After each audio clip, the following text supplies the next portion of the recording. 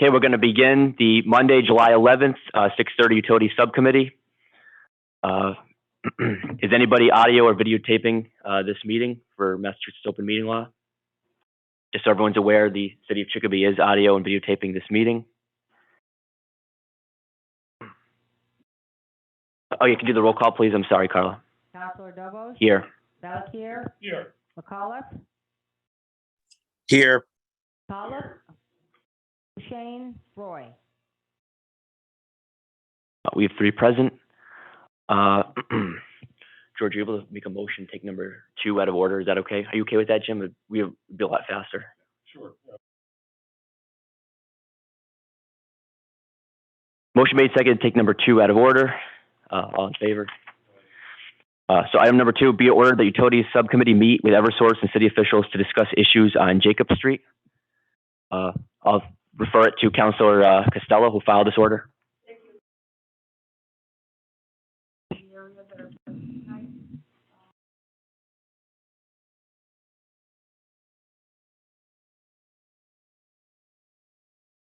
Maybe if you're just talking to the mic, I'm sorry.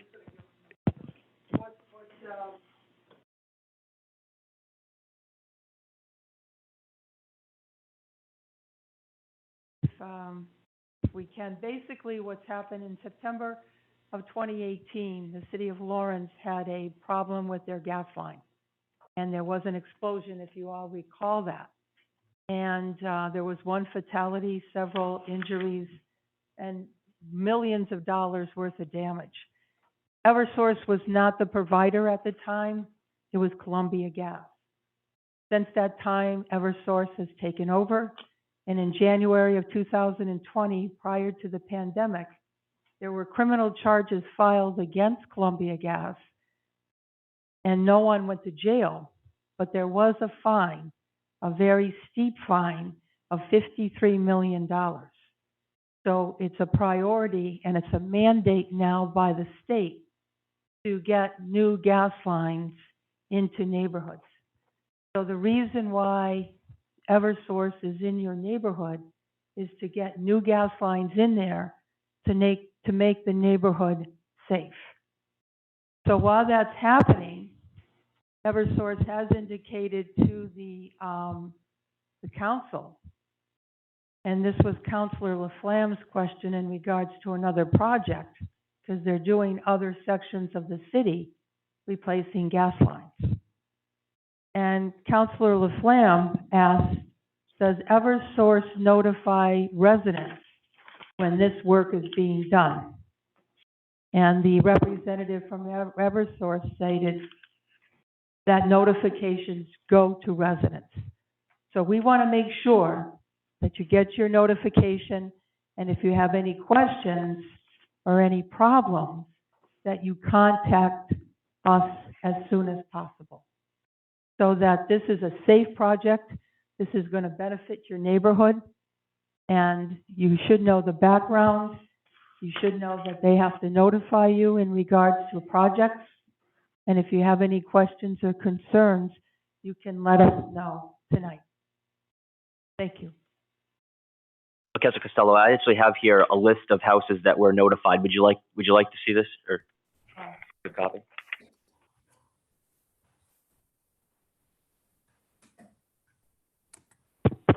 So, Mary Beth, what date is that on that?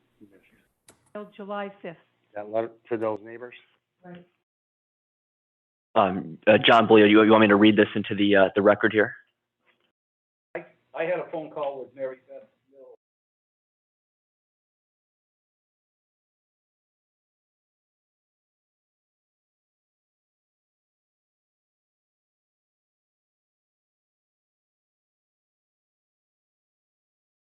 Sure.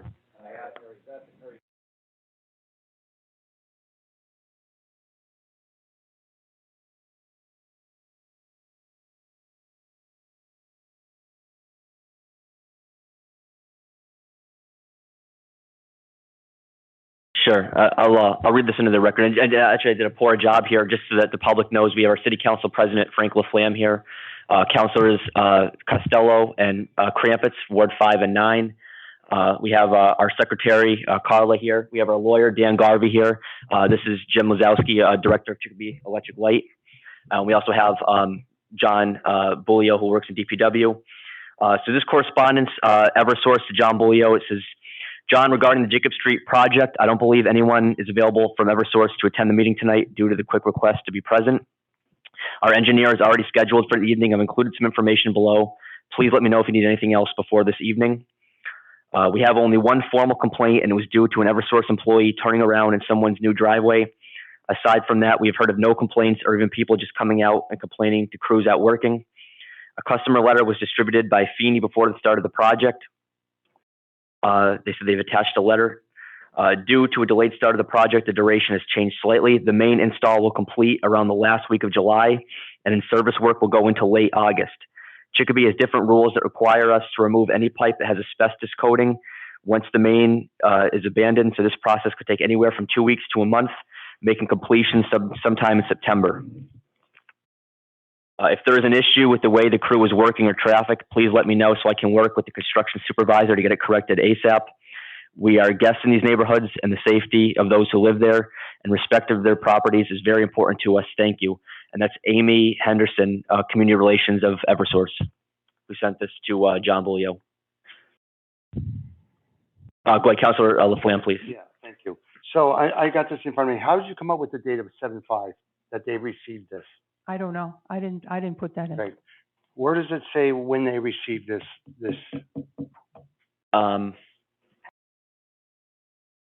To all these neighbors?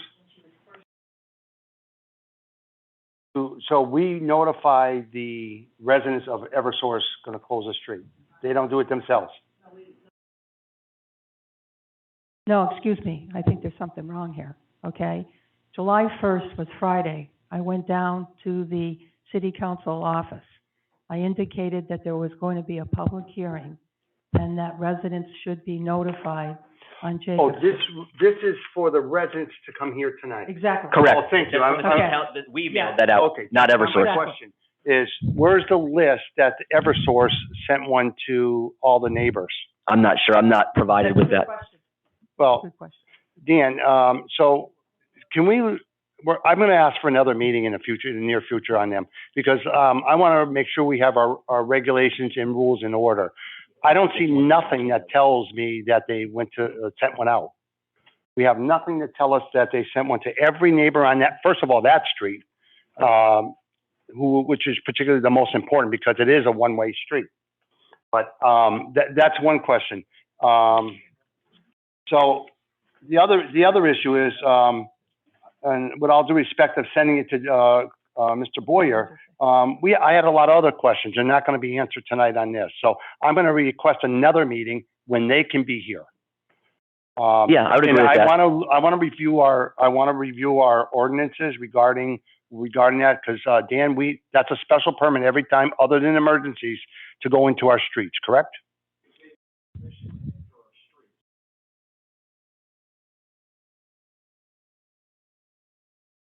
At the minimum, I want to see that the city council as a whole gets notified, especially the ward and the at-large. So we'll put that in the order. So they have to come before us to be able to cut in the street anyways, other than an emergency. I get that. So we'll put this in there and we'll be able to monitor. But I want to get their opinion, their input too, because I want to know how much time they need other than the emergencies so we can work with them. It's not, but we need to know about it. It's no, and I'm going to credit, like I always do, the DPW. They're doing Granby Road right now. Well, Saturday, Sunday, I believe it was Saturday, Sunday, or maybe just Sunday, they sent out 2 robocops. The street's going to be closed, take alternative routes. Well, this should be somewhat in the ward alderman or city councilor of the ward may want to go to the neighborhood or just have something or ask that it be done. And I'm not sure we can't do it on Channel 5 for a road that's going to be closed. I don't know. We want to get those answers because, a fire truck would not have been able to get down there maybe. And that's not right. You're supposed to always have one way, no matter what. Am I correct? Other than an emergency, we're going across the street for a short amount of time. So we need to look at this. And I'm going to request that we have another meeting and make sure the engineer or whoever comes to this meeting and answers all these questions, because we really got nothing now, other than what John just sent us. And I'm not blaming John. No. It just tells us, you know, we have no complaints. Well, I've got a complaint. We've heard about it, and that's not a good thing. Okay. And we have people here tonight that were concerned.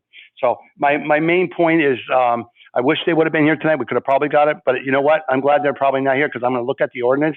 I'm going to work with the ordinance committee, and we'll revise what we think should happen. And then when we do have that, I'll ask the chairman to set up a meeting to have Eversource come in here and hash it out between the two of us and have a good program that we can go for. If I may, Frank, John did gave me a copy of a letter that they sent, I don't know who though. It says, "Dear residents, you made a good point. We don't know who got these letters."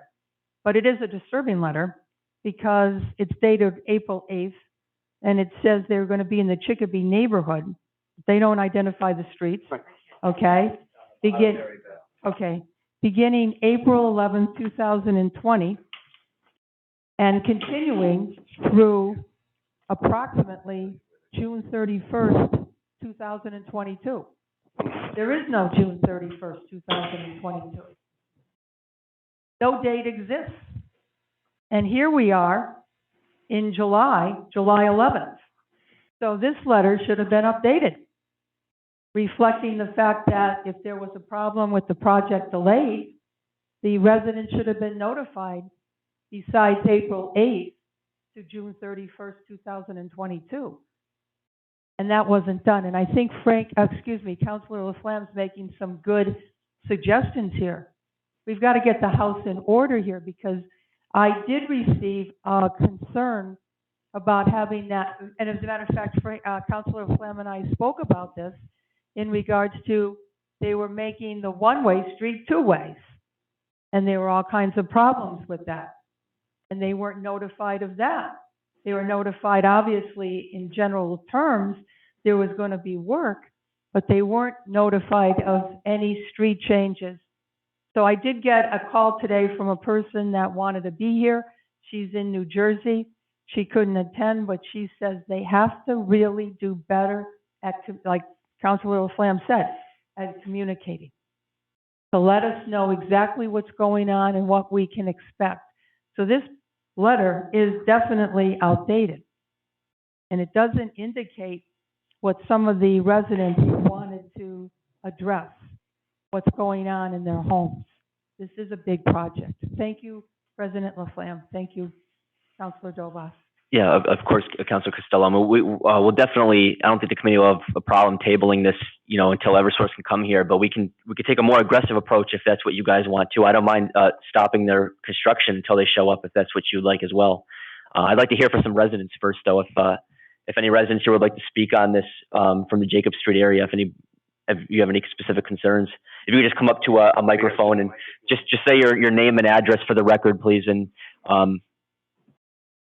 I live at 175 Jacob Street.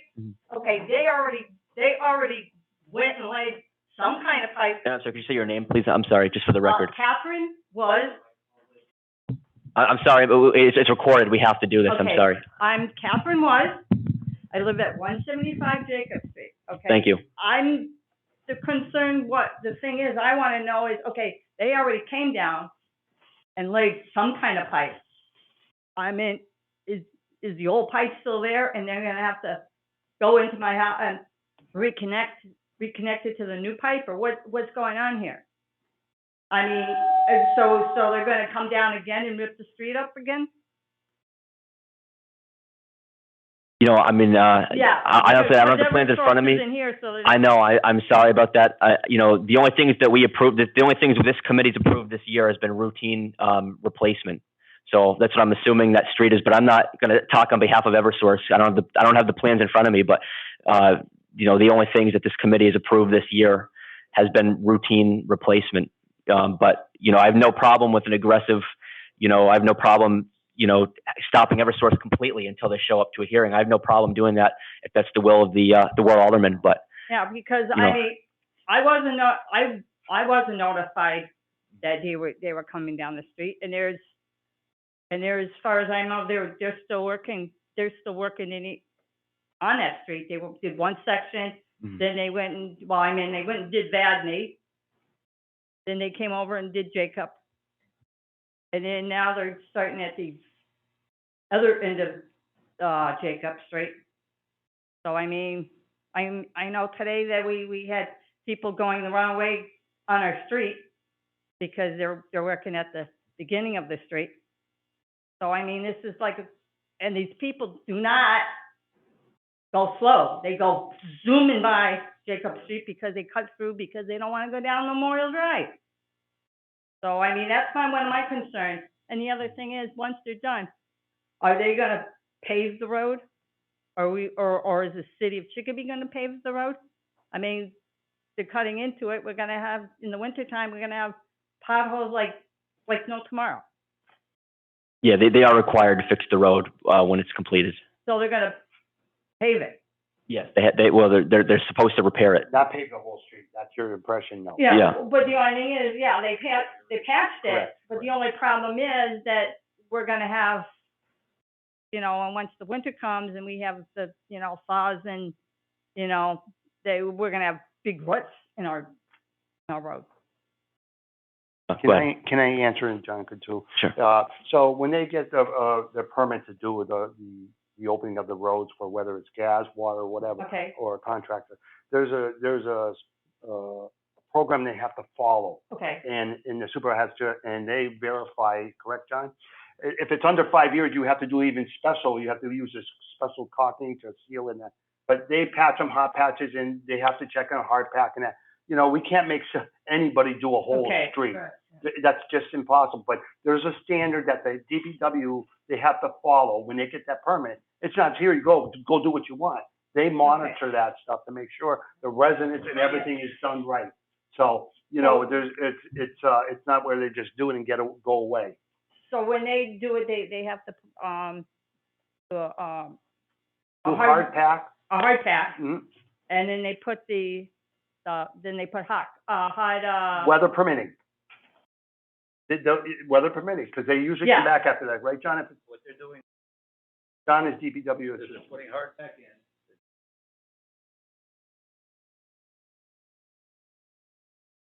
Hot, right back. And that's gonna.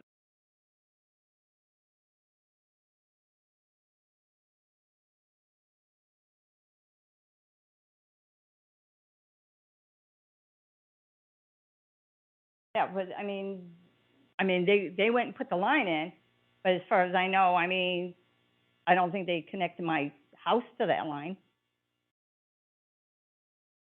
We'll That's be- the thing yeah. is, Eversource isn't here, so they can't answer this question. You can be assured that when we have them here, we're gonna have a whole program that we can. Yeah, but the only thing is, am I gonna have that day off to come here and talk You to don't them? need to come. You can check with our office for a copy of the minutes.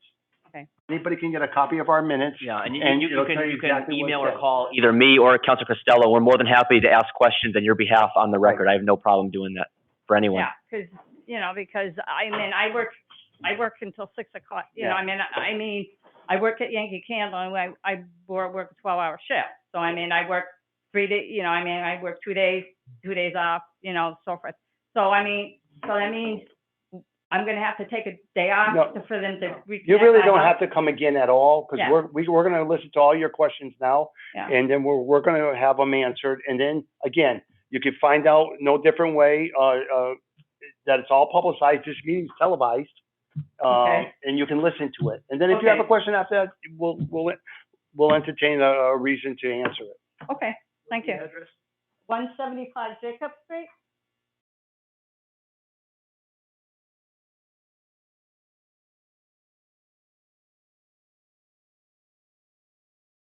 No, WIS. Okay, thank you. Thank you. Just real quick, just to our attorney, Dan, is there any fines we can levy against Eversource for not notifying the residents properly?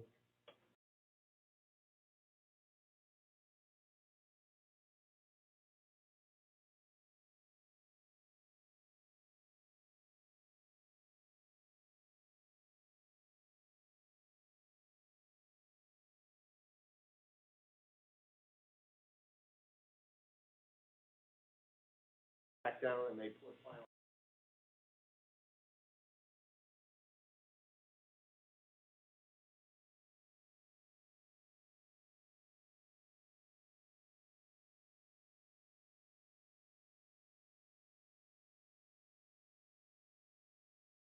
No, I understand, but the question is like, do they, like notifying people, like letters that they're gonna do construction on their street? They are required to, and I think the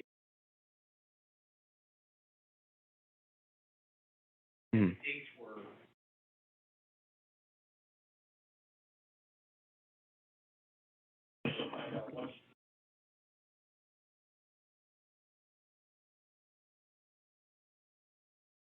I spread these letters.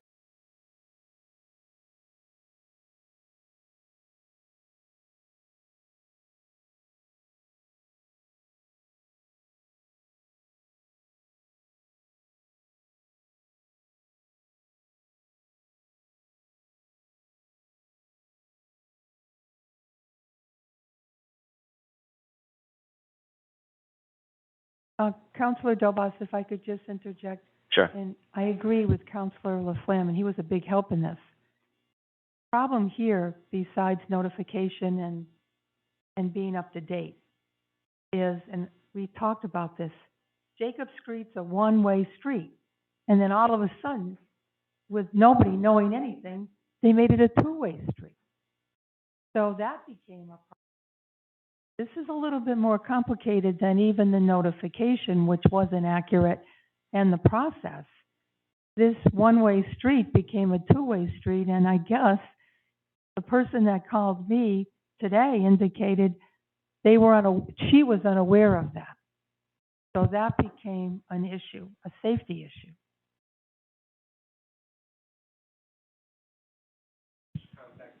They're using Flagman too now, correct, John? Go ahead, John. Eversource has had detailed officers out there when they're out there. So if the detail officers are making it a two-way street, that's our public safety people making a road two ways so they can get traffic through. That's not just Eversource out there telling you, you can go this way, you gotta go that way, and everybody hitting. Eversource did have detailed officers out there last Friday, and Thursday, Friday, and today. I saw detailed officers out there. So if the detail officer is making it two-way, I'm sure there's one at one end letting it go, one at the other end letting it go. So it's not a two-way where it's a free-for-all. I think our police department is better than that when it comes to public safety. Thank you, John. If I could Go just ahead. follow up. We had a meeting in regards to another project on June 14th, and Councilor Flam was right on the money when he asked Rodney Hugh. Councilor Flam stated that people need access to get in and out, no matter what. And he stated that the residents should be reminded a week or two before any work starts. Now we're saying that there's a delay. I asked, do you expect any road closures on Jacob and Vadnais streets? And Eversource stated, that's too far ahead. And they were not familiar with that plan and what streets would be possibly shut down. So we're just trying to get an accurate information to give to, and Councilor Laflamme is right, he's on the money, to give to the residents in any district, not only in Fairview, but in downtown Chicopee or wherever they're going to do any work, so there's not that confusion and it's not vague. Thank you.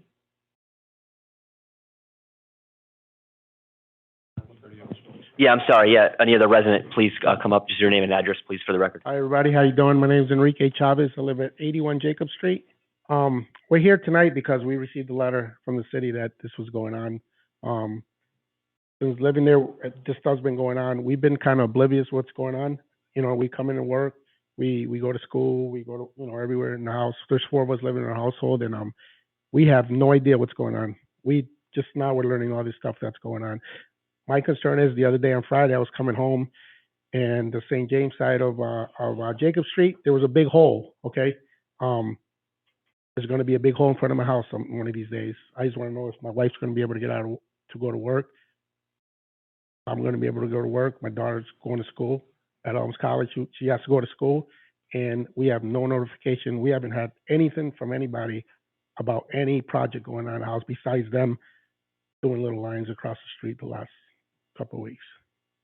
So I'm a normal, normal family in Jacob Street. This is the first time we're here, and you guys keep talking about letters being sent out and everything. The only thing I got was the one from the city that she sent about this tonight. Other than that, we know nothing about what was happening. My neighbors didn't know anything. I was like, across the street, Ron was like, I don't know nothing. My Polly across the street knew nothing, and Polly gets in everybody's business. He knows what's going on, and he was oblivious to what's going on in that street. So we go with the flow because we know things are happening, or whatever. But we just don't want to get into it when there's a big hole.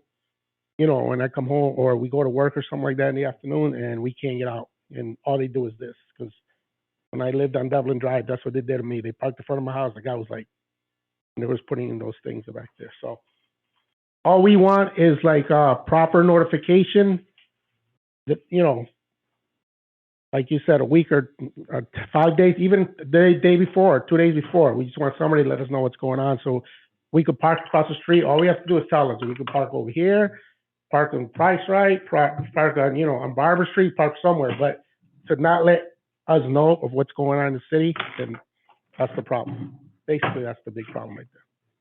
Yeah, I'm sorry about that. Well, we'll definitely hold Eversource accountable. I'm sorry that you weren't notified. Thank you.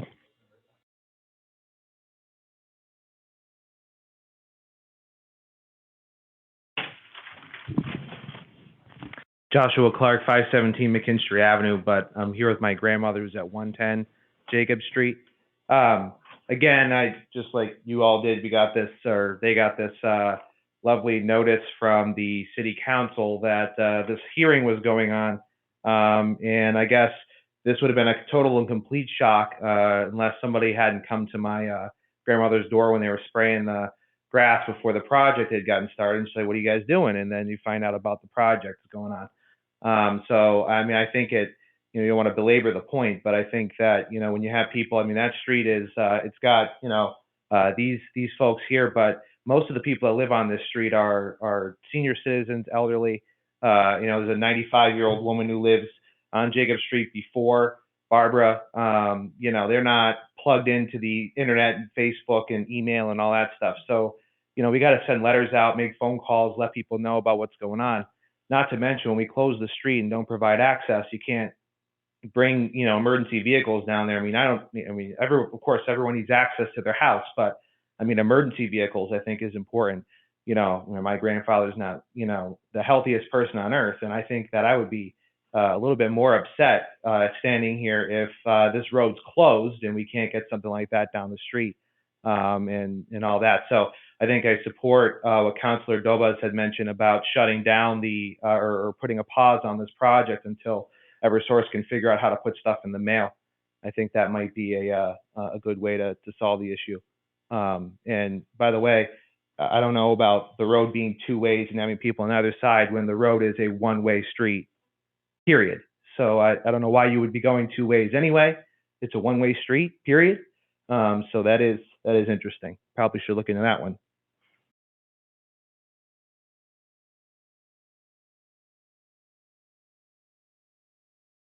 Thank you. Any other residents want to speak in public input before the committee talks about this issue?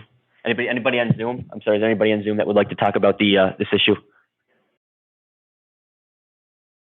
They're able to unmute if they want.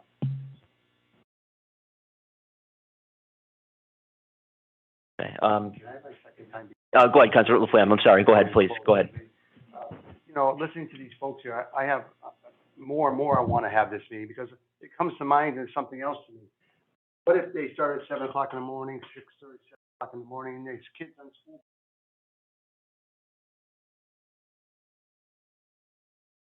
That's a concern to me. It really is. And it needs to be added. The emergency, that, and people getting out. Like I said, Granby Road, again, I got to give kudos.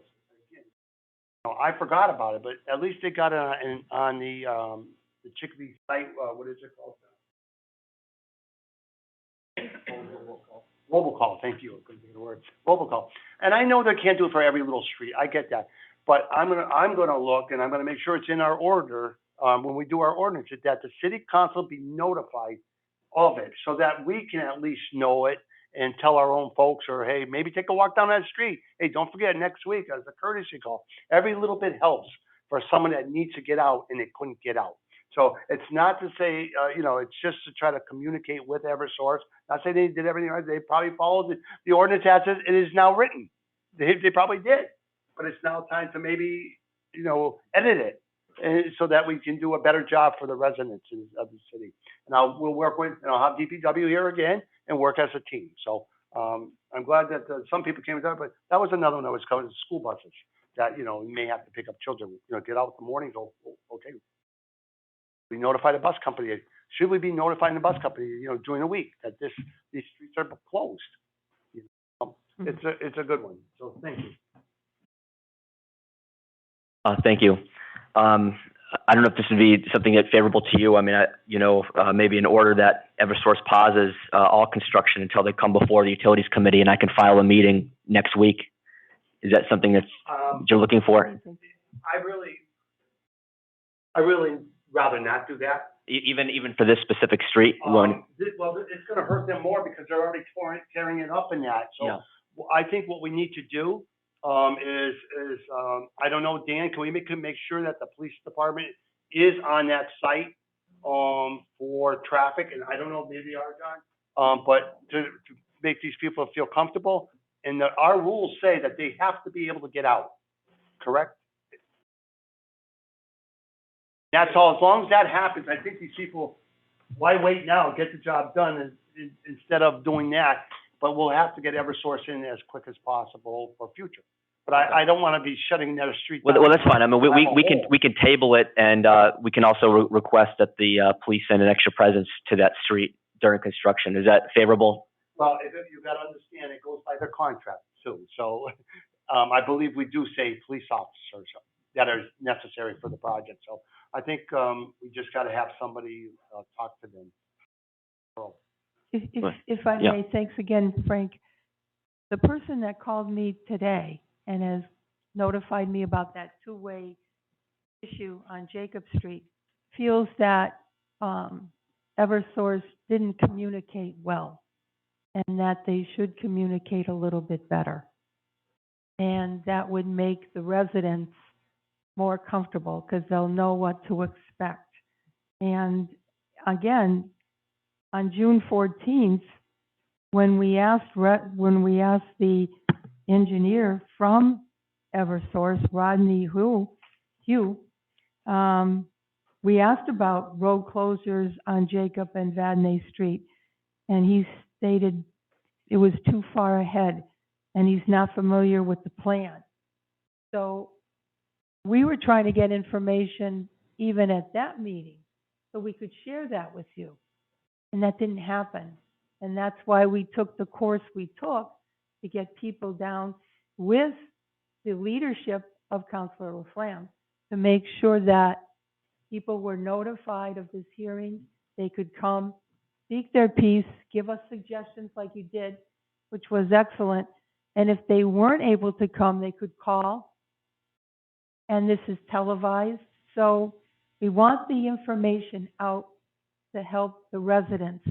That's a big project you guys got going on there, and you should be a part of it. But thank you all for coming down.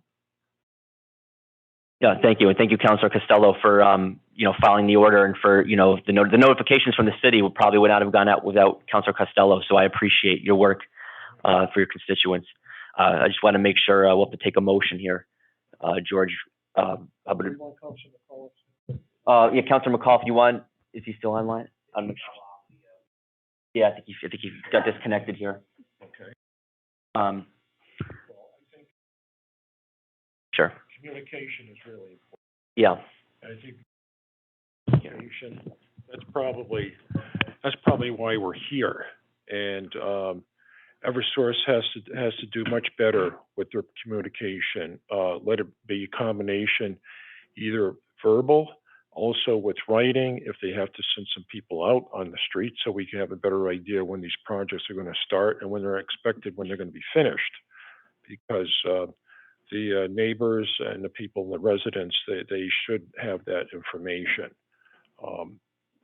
So I guess there's just a question of what we want to do at this point, Mr. Chairman. If we want to place some of these things on file, also getting in terms of communication with Eversource, and then of course having legal ramifications as well.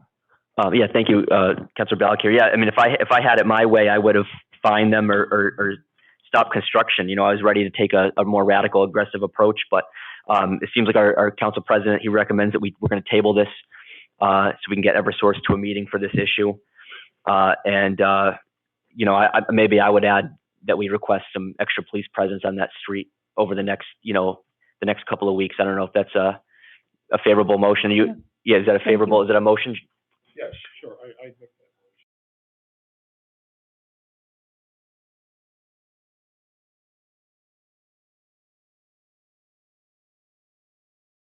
Thank you. Motion made and seconded to table this order until Eversource can come to the next meeting. We're also going to request extra police presence on the street during construction. And so for the public's benefit, I'll probably hold another hearing like this within the next 2 weeks. And I know it's not really a great answer for the public. I know you want to be here. I'll do the best I can. Maybe I'll door knock that street to see when people can come out.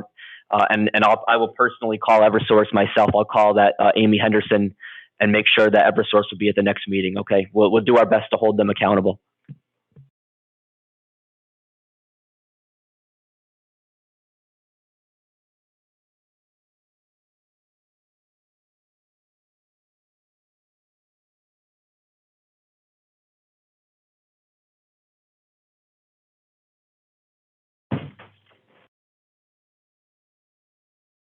Oh, thank you. Yeah. That would allow us to meet again. Yeah. Okay. I would like to see that too. Call the chair, please.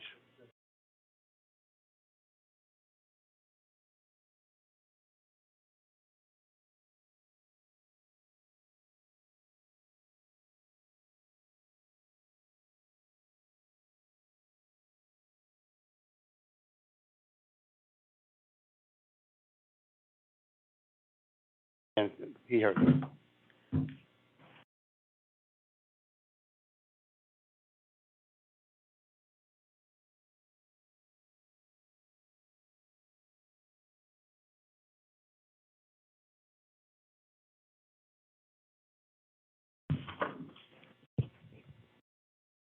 Mr. Chairman?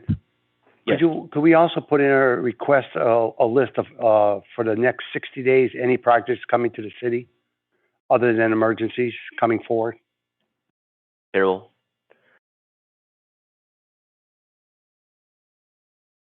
Say that one more time, Councilor. Please. Request from Eversource, a list of all, projects moving forward in the next 60 days in Chicopee other than emergencies. I don't need to know the dates, but which ones they are. If they have the dates, that'd be good.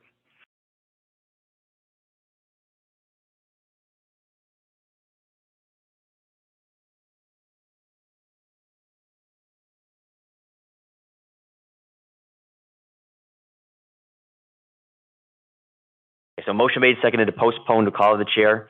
An extra police presence be requested on Jacob Street during construction. A list also from Eversource of all projects in Chicopee in the next 60 days besides emergencies.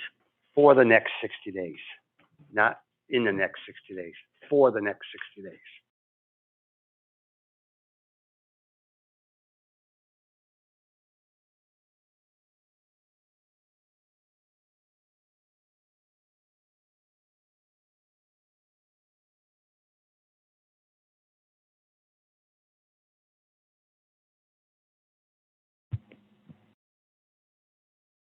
To our attorney, can we write out of chair for?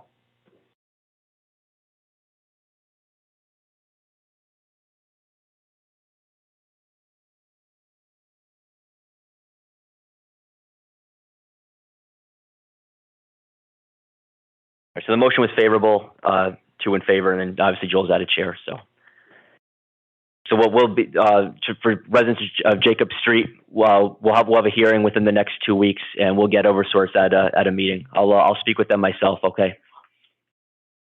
and we requested extra police presence during construction. So I'm sorry you weren't notified. We'll work with Eversource and we'll hold them accountable.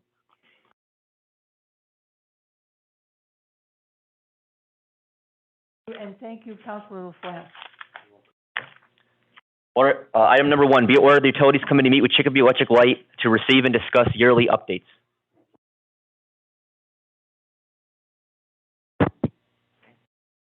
So for the public, for the viewing audience, we have Jim Lazowski here, Chairman of Chicopee Electric Light. Thank you, Jim, for coming. You guys- I don't know if you wanted to give us just a brief overview first, or if you wanted to take some questions, whatever you prefer. Thank you, Josh. I can give a brief overview. As a utility, we have our two branches, with the electric side and the telecommunications side. As in most industries out there, we face challenges as far as pricing goes and product availability, supply chain management issues. We are doing our best to manage these constraints. There is also historically high power prices that everyone is seeing from going to the pump or putting heating oil at their home or their gas bills, and we are not immune to those price fluctuations and levels that you're currently seeing. We are doing our best to mitigate those rising costs by trying to procure contracts in advance. But even those contracts are being impacted by the current market, and there's actually even an uncertainty premium that's being added onto most market prices because the folks do not know what's going to happen, so they're adding a little cushion onto their pricing. So we are seeing the effects of that, and certainly we are doing our best, and we understand the hardship that our customers are facing. And the only costs that we are passing forward are the incremental costs that we are experiencing on our end. It's certainly not to increase profits or anything like that. It's to cover the costs that we're experiencing. Well, thank you. So there's no way to buy futures or anything like that, or that's not? We do. Yeah. We look out right now. We're looking out as many as 3 or 4 years in advance. Oh, wow. But a lot of the brokers are a little gun shy about pricing that far in advance. So we're trying to fill in our portfolio for the balance of this year, and we've already started filling in 2023. We have some firm contracts already in place for 2024 and beyond. But the way that we do things is that we layer in chunks of power as we go into the future and as we get closer to that year. And what we're seeing right now is that layer that we're currently adding to our portfolio is experiencing those extremely high. We're protected from the prices on previously signed contracts, but anything that we're layering in right now is seeing the impact of the pricing. Thank you. Not to jump around too much, just some basic questions, because you're retiring very soon, right? I know we go over this a lot. Do you feel like is there somebody in mind to replace you already? It would be early for me to say that. We are getting ready. I am looking at June of 2023. We will be going out for my replacement shortly. We want to try to get as much overlap as possible. Who the candidates may or may not be at this point, I would prefer not to kind of personnel-related issues. Yeah. But it'll be advertised locally and regionally to bring in the best candidate. Oh, wow. Okay. I appreciate that information a lot.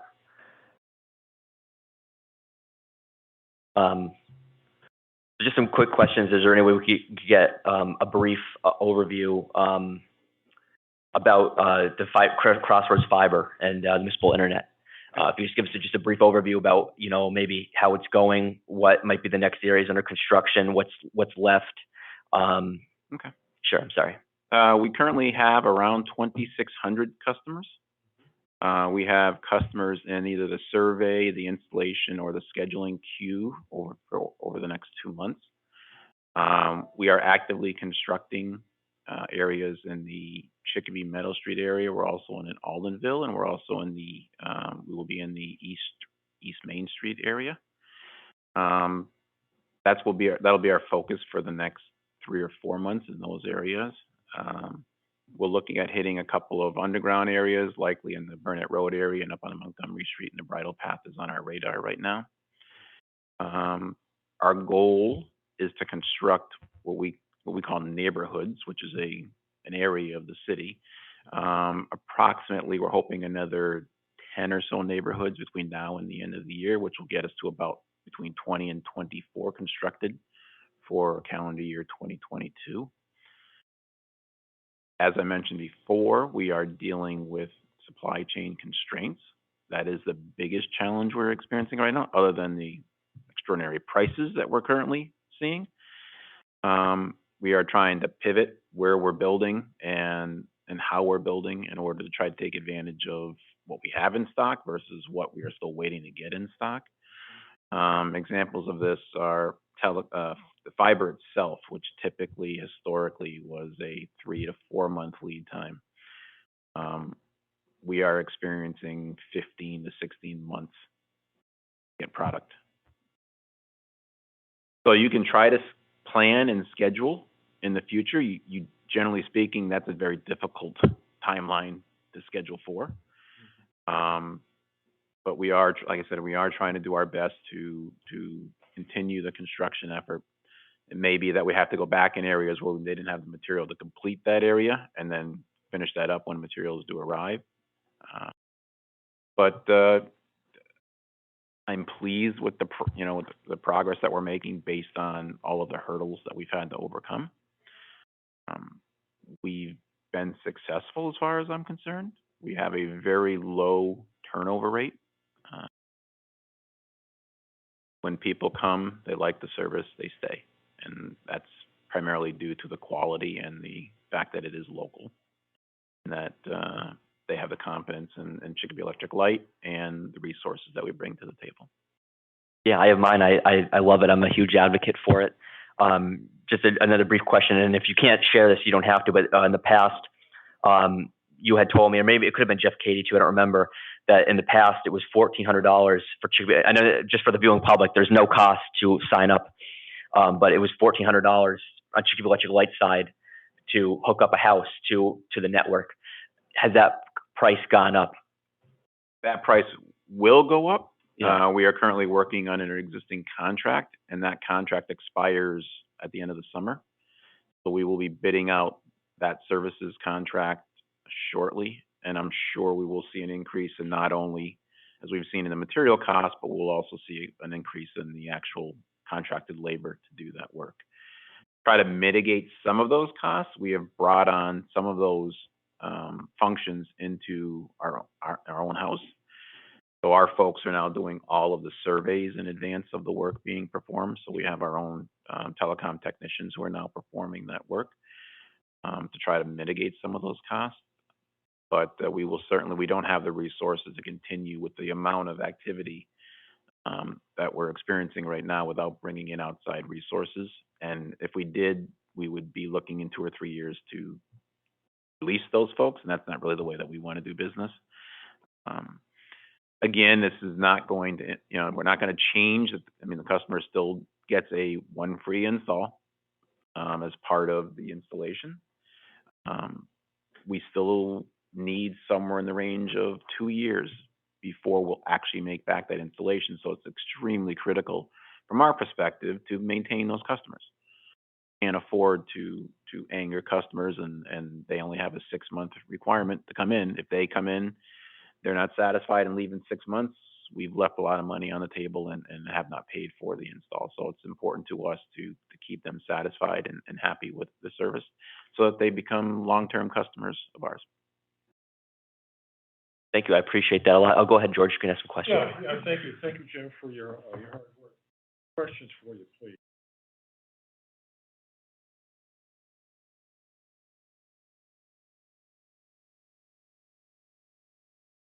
You're talking physically 725 Front Street?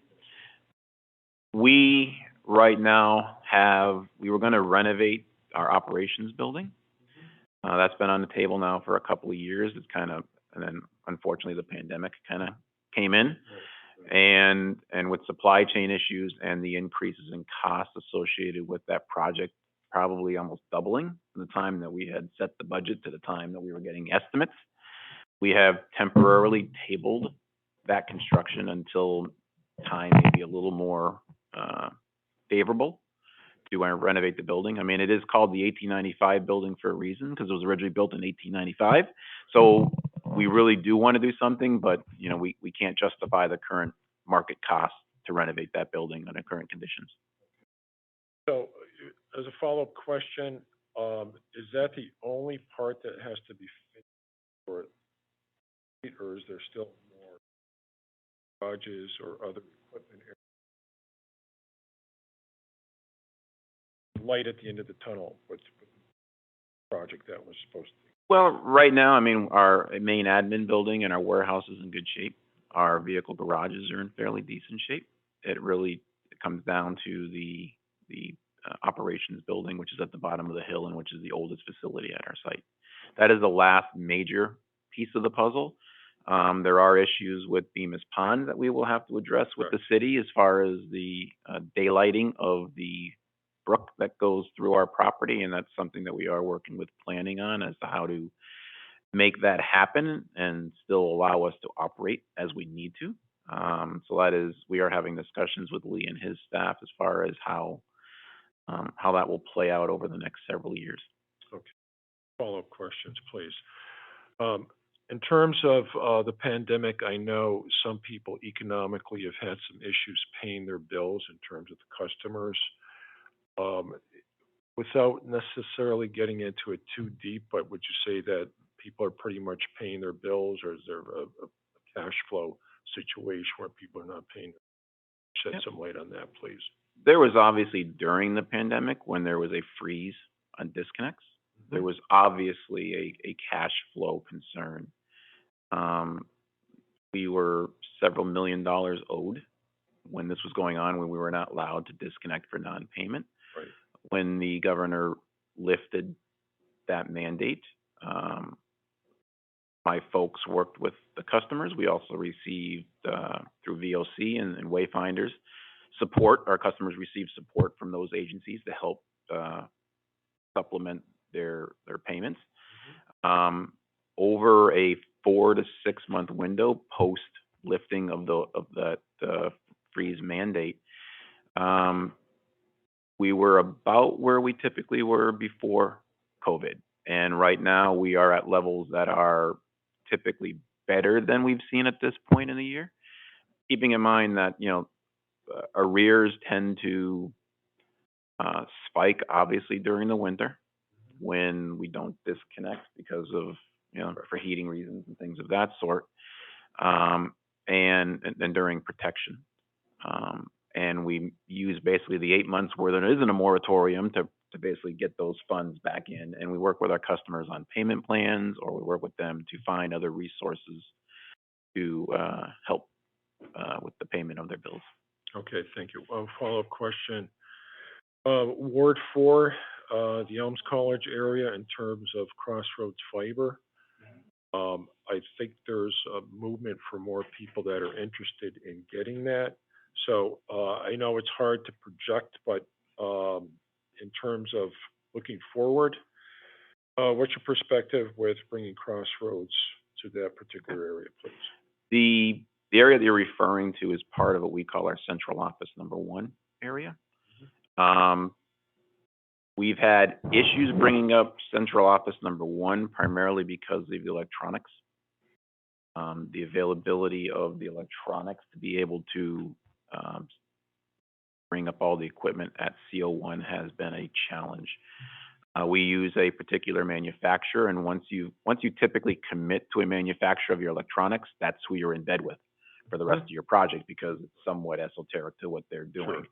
Sure. So we have been working with them. We have multiple devices on order. I believe 8 or 9 devices, and they're spoon feeding us about one every 2 months. So it's making it a challenge. I've recently talked to the manager of that department, and their goal is to try to build 2 or 3 neighborhoods in that area, the Newberry Street, Springfield Street area, hopefully by the end of the year. By the end of the year. Okay.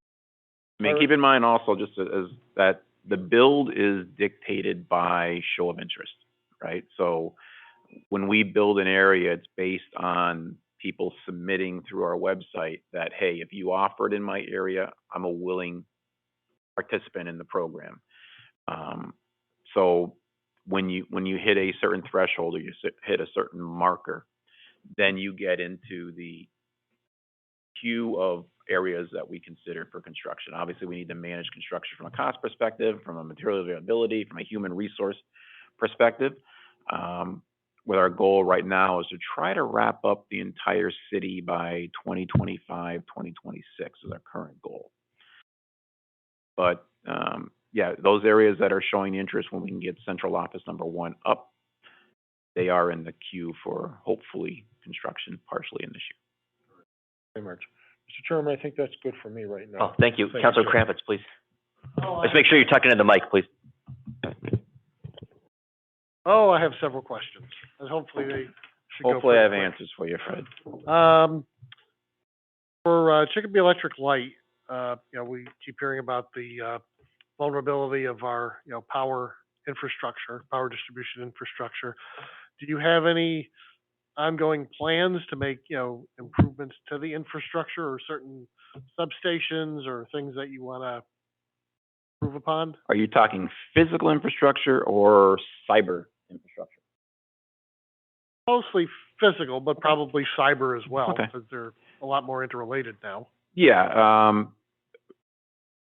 from a, let's call it plant age perspective, our facilities, as far as industry-wide, are considered quite new. We spent a significant time when I came on board over about a 15 or 17-year period, basically rebuilding the entire city of Chicopee from 1990 through the mid-2000s. We are now back in those areas that we originally did back in the 1990s, and we're doing pole and cross arm and arresters and things of that sort, replacing in those areas. We're also doing major underground cable replacements as part of the program. Grattan Street, McKinn Street Avenue. That's one of the areas that is being severely impacted by material availability and cost. A cable that was, $6 or $8 a foot 5 years ago is now $24 a foot. So we're trying to manage that construction and still keeping within budget and cost constraints. So we do have an active maintenance and renewal and replacement program, as they would call it, to keep the facilities up to snuff. On the cybersecurity side, that is a major concern, as you probably have heard from the federal government. We are dictated under FERC and NERC and MPCC, which are all these acronyms for the agencies that manage and require certain activities by the utilities to operate their facilities in a safe and protected manner.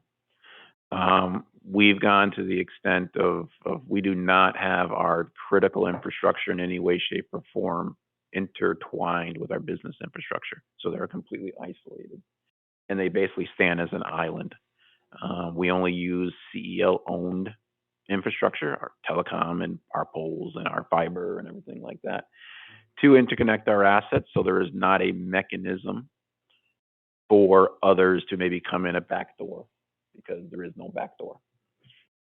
As best we can. I mean, who knows what's going to happen in the future, but we do operate the system in an island. We just, within the last 2 years, completed a cyber audit, and we passed the audit without any dings on the record. That's typically done every 6 years, and we got a clean bill of health out of that. I'm going to kind of just jump to Crossroads Fiber. Mm-hmm. I know you said approximately 2025 was the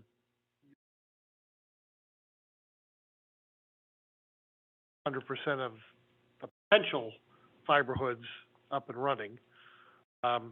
What percentage do you think you're at right now? We're about 40% complete.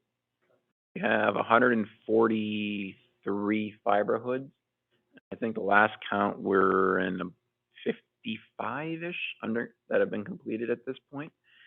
So I believe the count right now, last I saw, was about 40% of the entire city currently has the availability to receive service.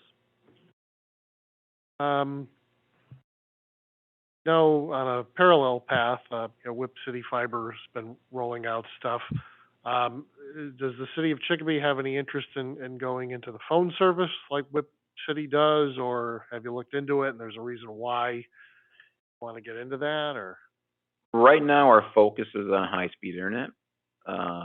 It's possible that a decision would be made in the future to offer VoIP, voice over IP type service through a third-party type service. Phone is really not what we want to get into, but it is something that is let's say it's a relatively easy lift in the future if management at that time decides that it's financially viable and financially makes sense for not only us but for the residents themselves. Now you had mentioned that, some, Crossroad Fiber customers have left. Have you gotten any feedback on why they've left it? Is it, because they can't really cut the cord for cable and kind of go back? There's a handful of reasons why people, I mean, obviously we get some because they just move out. So that's a certain percentage just because of move outs and that. There are those that have found cutting the cord and streaming to be more challenging than they thought and went back to the traditional remote control, changing your channels type of approach. I would say also Charter has marketed to some of our customers and had them switch by offering them a discounted temporary rate. And people sometimes are just interested in the cheapest service they can get. And so there were a small percentage that were lost as a result of that type of approach. There are some people who, one of the biggest concerns we have daily is Wi-Fi. And I think there's a misunderstanding in many cases as far as, what our service can do versus what equipment you're currently operating at your house. You have a 10-year-old Wi-Fi router, we can hook up the fastest internet in the world to you. But if you're working with 10-year-old technology, your Wi-Fi coverage in your house is going to be inferior because your equipment does not match the capabilities of our service. And we're finding some folks maybe aren't understanding that, or we do offer Wi-Fi, but some people don't want to get off of their existing because all of their TVs are already set up, all of their phones are already set up, all their computers are already set up that way. But I think those that have installed modern equipment that has the actual bandwidth capability that the service can provide are typically very happy with the services. So I would say those are the primary reasons why we would lose. I recently got Crossroad Fiber, and there was some information that, kind of went into, this is how you can create, replicate your network on the new piece of equipment, so you're not going around to every single piece of equipment in your house to change its network, that you're basically renaming the router, old one was, so that you're just not, reconnecting. Right, and we give handouts, and there's documentation that goes with every installation that provides guidance to the customers to show them how to do that. We also, as part of our service, when they go into our installers, we'll actually run through 1 or 2 installs with the customer to show them how to connect a device to the Wi-Fi. Obviously, if you've got 30 devices, we're not going to be there doing all 30 devices, but we give you a little tutorial saying, hey, here's how you put your phone, or here's how you put your laptop. Use the same technique when you're doing your PS4, your Xbox, or whatever other device you may have in your house that utilizes the Wi-Fi technology. Just 2 more questions. At some point, is there going to be a discounted service offered for underprivileged or low-income families like in other? That's a very difficult question. I would say that it's not likely to occur until we've actually completed the project rollout.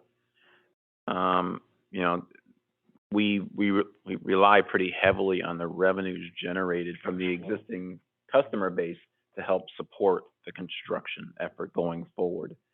And keep in mind that the cost to provide the service, as Derek had mentioned previously, doesn't change if you decide that you want to go with a 1 gig or a 250 or a discounted service. Our costs are still $1,400 to install that. So it becomes, you know, you have to look at it from from a business model perspective, is you need to have a certain revenue being generated in order to justify the actual service.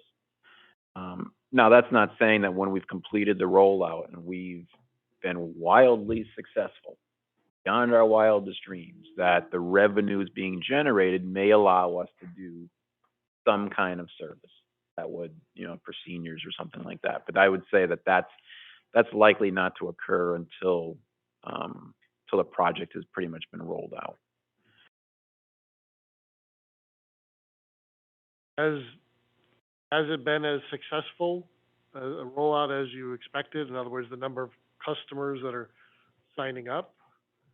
We're seeing the numbers that we had hoped for. I mean, as I said, we're at about 2,600. We hope to have over 3,000 by the end of the year.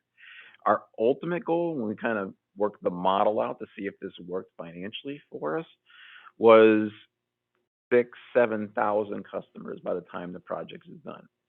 As I mentioned, we're less than halfway to the actual build out, and we're about halfway to that number. So the numbers right now are currently kind of lining up with our long-term goal. And when the project is completed and we're not actually spending multi-million dollars per year building the system and just basically putting money into operation and maintenance and budgeting for renewal and replacements in the future, because technology changes and you'll be doing upgrades and replacements as, you know, at 5-10 years down the road, including the router equipment at the customer's, you know, interface, that we want to be able to budget and put money aside for obviously those activities. There's also obviously the cost to build it, so they want to basically pay for the actual construction, which we're looking at $20 million plus or minus. So using those revenues to help, you know, counter cost to originally build the system out. So yeah, it's a weighted question as whether we're, you know, are we going to get to that number? Right now, the numbers seem to indicate yes. I'm cautiously optimistic. And then my last question, and we briefly talked about this before the meeting.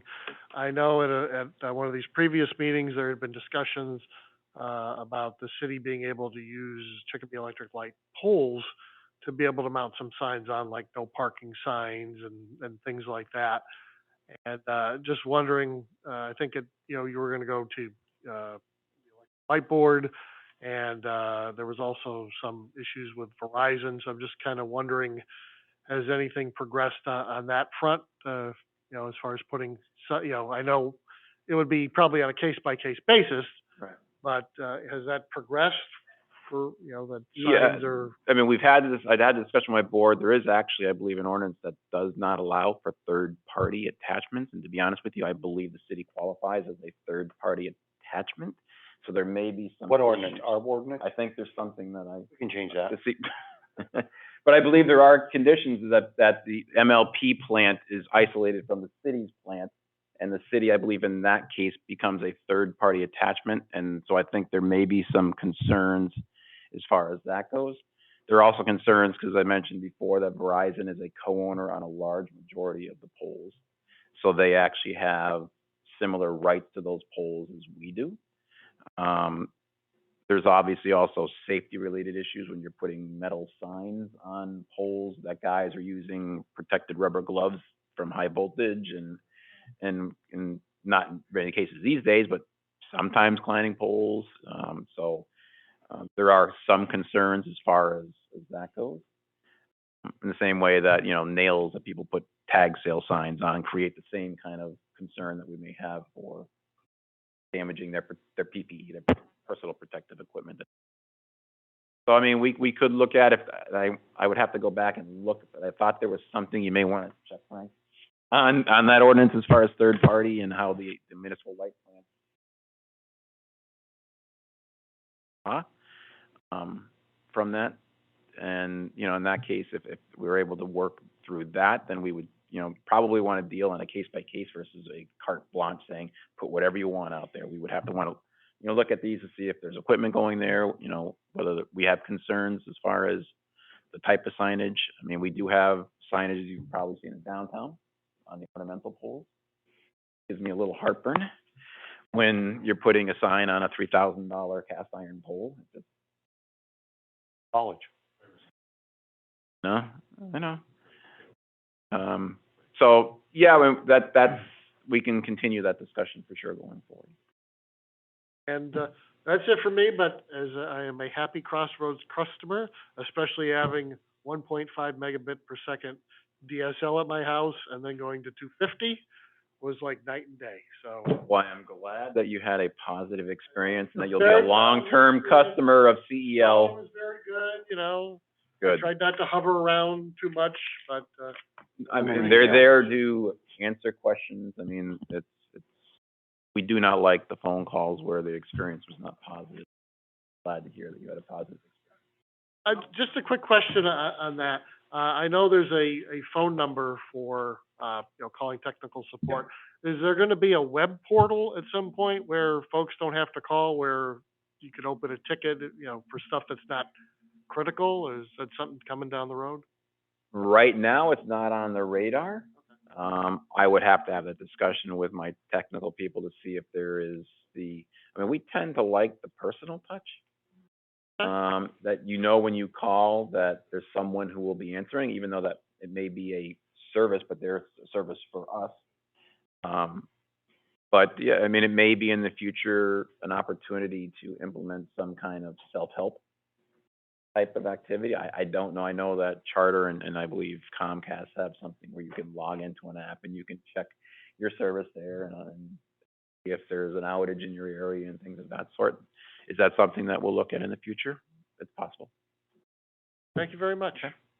Councilor Flamboy. Yeah, something, I was one of the, makers of trying to look into putting these on poles. Cause I, you know, I travel through Hoyoke, Springfield, and they do all, and it makes it so much neater.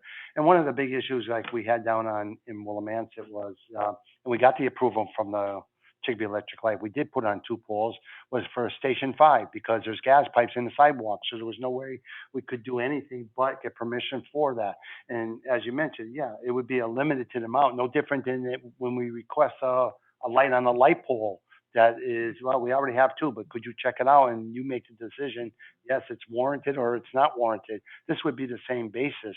But I do see it throughout the city, and sometimes you have 5, there's only a certain amount of area on the sidewalk, and you have 5 signs, and they're all trying to read them, and there's no parking, and there's a handicap, and there's one way. So there was a couple of times, and again, it was a few years back when the fire department really needed that access to back their fire trucks, and they couldn't go into the sidewalk. So there is unique situations, but I hope down the road I'm going to look at the ordinance and also look at see if I can touch base with Verizon myself and just to understand it, and then hopefully the chairman will call another meeting on this down the road.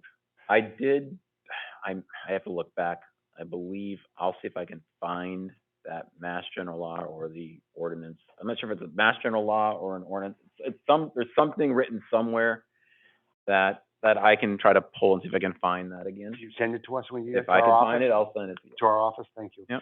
So I just, you know, again, I thank you for, you know, coming tonight and giving us your information. Because taxpayer, it doesn't sound like it, but it's $100-some a sign, because you got to do dig safe. The dig safe doesn't cost you, but the sign itself and the labor and putting up a sign, and in some areas, you know, it's easier to put them on poles. So hey, if we can't do it, we can't do it. But if it's something we can do down the road, I hope we can do. So thank you for coming tonight. Sure. The other thing is we'll have to, you know, and I think if it does go down the pike, I think utilizing a similar approach that we did for adding streetlights is probably the appropriate approach. where you guys vote on it or whatever it is, and then it Send it comes to you. to us to take a look at, and then we say justified, not justified. I can't say that everyone you say we want, that we're gonna say that it's gonna work, but we can, we can certainly have those discussions and utilizing a similar 8 out of approach. 10 is good. Oh, you're optimistic, aren't you? Councilor Costello, please. You're all set? All right, Councilor Brooks has a few questions on Zoom.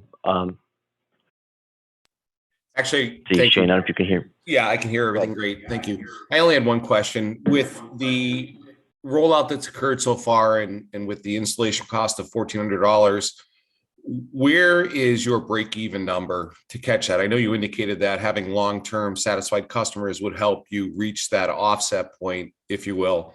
But where are you now with respect to financial fluidity? How far upside down? I would imagine we are a little bit upside down because we haven't had the rollout reach the numbers that are required to break even over a longer term. What's been the city's investment or your investment, the electric lights investment, and what's been the ROI on that? Because I would imagine we are a little bit in the red. You are correct. I mean, at this point, the revenues do not support the current construction costs that we've incurred so far and would incur through the end of the project. As mentioned, a lot of it will depend on our ability to reach our goal of 6,000 to 7,000 customers through the end of the project. Upon completion, like in 2025, 2026, we anticipate probably a 2 to 3 year period following completion, assuming we maintain those customer levels, where it'll then fully fund the project itself, and then it'll actually start creating a positive revenue stream. So it is still, we still could be 5 to 7 years down the road before it becomes net positive. So I guess as a quick follow-up with respect to where does that money come from then? If the revenues aren't generated to cover cost, how can you financially absorb? If you had to go worst case scenario, let's say 6 years before you're reaching a break-even point, where is that revenue going to be generated from? Because if it was a typical private industry, if revenues weren't being reached and cost overruns were much higher than revenue, a private company might have to raise prices or adjust sizes of the offering. So is that going to be a challenge for us, or do you not anticipate that you have enough in reserve to make up for that deficit for that period of time? We maintain or have maintained over the years a depreciation fund, which helps us fund capital projects. So the plan is right now is to leverage that depreciation fund account to help build out the project. It is not our intent at this point to bond or finance any of the project. So we are utilizing funds reserved for these type of activities, for capital improvements, renewal and replacements, and things of that sort. Capital plant purchases, whether it be vehicles or furniture or whatever it may end up being. We've established as part of our budgeting process a fund that we've established over the years and has grown over the years as we've funded that project through the depreciation. And what's the depreciation schedule we're currently utilizing for all of our equipment and some of the improvements that we're putting in? Is it a typical 5-year, or is it a little bit longer? No, the electric industry and our depreciation fund is typically at a 3%, so it's usually a 30 to 33 year full depreciation cycle. That's what the electrical industry uses, is about a 3% depreciation rate. Okay, great. Thank you so much. Okay, thank you. And I apologize, Councilor Brooks. I don't know if I saw you I don't know if I announced you at the start of the meeting. I don't know if I saw you on Zoom. I apologize. Councilor Brooks, obviously on Zoom. Yeah, I jumped on about 5 minutes late. No worries. Is there anybody else on Zoom that would like to ask any questions? There's some numbers there. I don't recognize them. If anybody on Zoom would like to speak, please let us know. All right. Thank you, Jim, for showing up. I appreciate it a lot. There's a lot of information, and I appreciate you doing this. I know it's. I'm sorry for holding you on a summer night. Councilor Balcarres, if I'll take a motion to place on file. Motion to place on file. Motion made, seconded to place on file.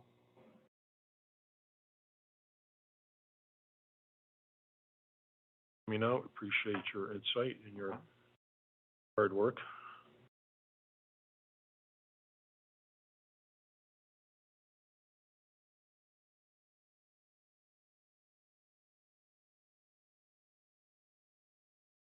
Thank you so much.